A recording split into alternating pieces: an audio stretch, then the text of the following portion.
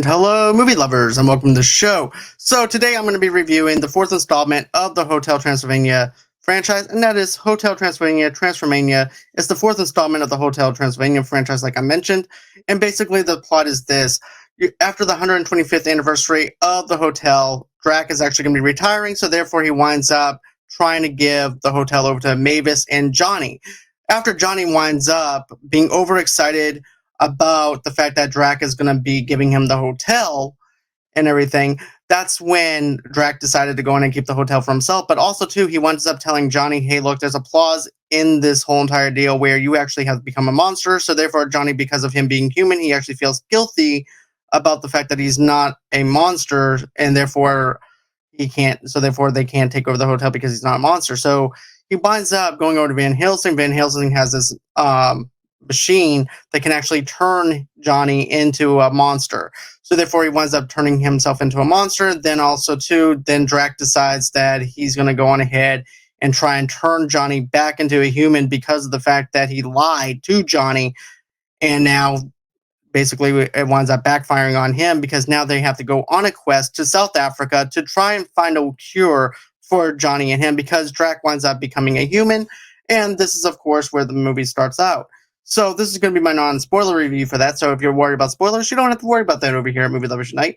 So here's the thing. I like some of the comedy aspect. And the comedy aspect is this, is the fact that when this film actually opens up, it opens up to a montage of Dracula and Mavis singing just the two of us. And I thought that was actually pretty funny. And then, of course, we wound up finding Johnny comes up there, interrupts Mavis and Drax singing and winds up calling it just the three of us.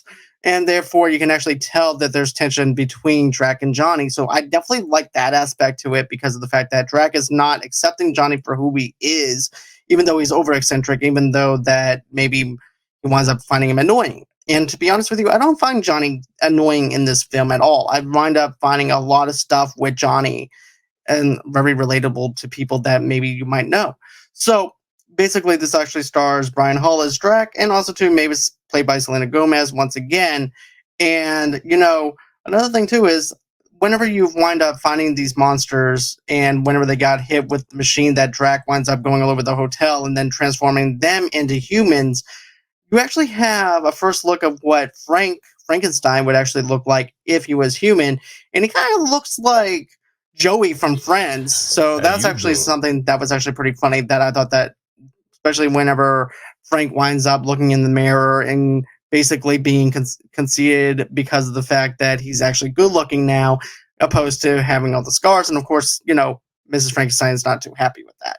But still, I thought that joke landed pretty well. The chemistry between human Drac and Johnny was pretty funny, especially when traveling through South Africa to find the cure for them to turn back into monster Drac and human Johnny. That was actually pretty cool because of the fact that you actually see a dynamic where you actually have Drac who has to depend on Johnny and get them through South Africa because of the fact he is a monster. He does have monster-like abilities, but also, too, Drac is actually vulnerable because of the fact that he's actually a human. So I like the fact that they actually played off the narrative with that, where you wind up having Dracula, who's actually someone that has to rely on a monster to help him throughout this whole entire thing. Then, of course, there's also some lessons learned along the way. For instance, you have lessons being taught to accept people for who they are, regardless of what they look like, and be kind to people that are different than you.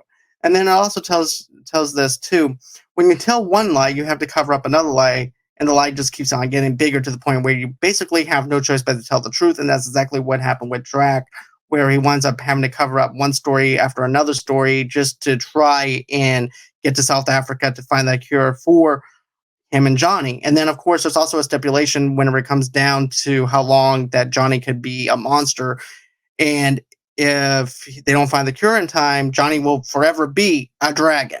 His human-like abilities will be gone. And then, of course, you wind up having Drac, who will always be a human. And, of course, Drac doesn't like that. But another thing that I liked is the fact that Selena Gomez is actually going to be an executive producer of Hotel Transylvania. Matter of fact, she actually is.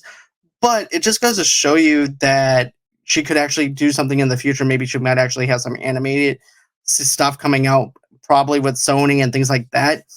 But okay, so I talked about my positives. Now, as far as the negatives go, no Adam Sandler because of the Netflix deal with the $250 million deal that he did with over there. But it also is with Sony as well. The studios were wanting to go in a different direction, making Drac more human. Therefore, no need to have Sandler. To me, you could actually do that with Sandler, just him being himself and being angry at Johnny and doing his Adam Sandler-esque type of stuff without having to change the actor. You could actually do that, but I'm guessing because of the $250 million deal that he made with Netflix, it kind of put a stink bomb in Sony's studio where basically it's like, look, you got a $250 million deal, so therefore we're just gonna have to ex-name you, and you go your way, we go our way. We're going to do our direction on what we want to do.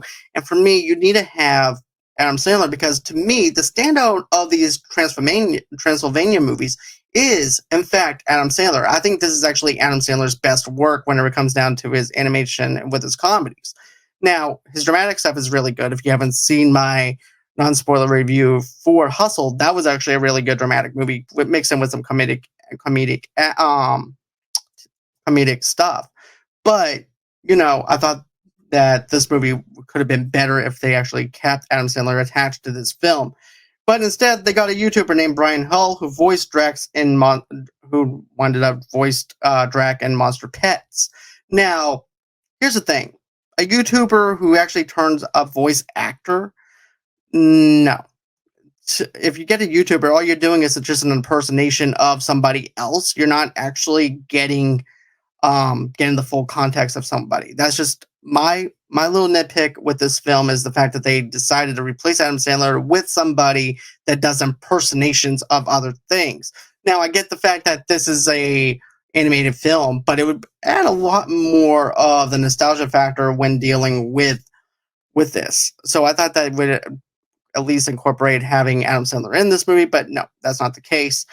But the animation is hit or miss. In the castle, it looks fantastic, but when they go to South Africa and traveling, it feels kind of blocky to the point it almost looks like a Charlie Brown kind of thing, or it just seems like it's miscombobulated in a sense, where it just doesn't, it feels like it's mixed in with 2D animation, mixed in with 3D animation. It's just like the Sony studios ended up trying to clash it together. It just didn't work for me, but hey, if it worked for you, that's great.